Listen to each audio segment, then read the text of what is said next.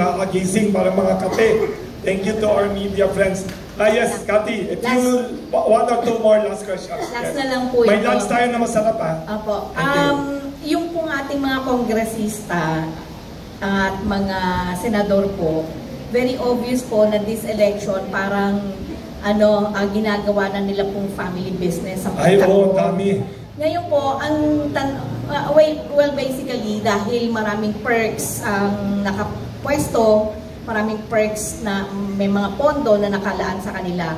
Kung sakali lang, sir, na kayo po ay maisipan yung tumakbo at mapalan kayong manalo, pabor po ba kayo na tanggalin yung, hindi na kasi PIDAF ang tawag ngayon eh, iba na yung forma ng tawag nila. Tama na raw po yung sahod na lang daw po yung benepisyo at sahod ng mga staff ninyo sa halip na may pondo pa kayo para raw makaikot pa sa inyong mga kung sino man yung gusto nyong bigyan ng pondo.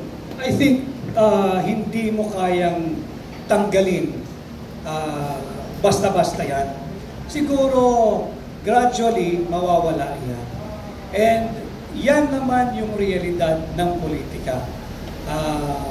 Just have to balance whoever the winners would be in this midterm election. They just have to balance kasi sila din naman yung mga elected officials. Hindi rin nila, they're not entirely to be blamed. Kasi inaasahan din sila ng constituents sila for infrastructure, kalsada, tulay. Wala namang masama doon. But siguro lang yan yung proseso na hindi inuuna yung pagkakakitaan bago yung implementation. And maybe ibalik yung pondo sa DPWH and let the legislators just concentrate on their primary duty, which is to legislate and practice their oversight functions sa executive department naman. Thank you po. Thank you.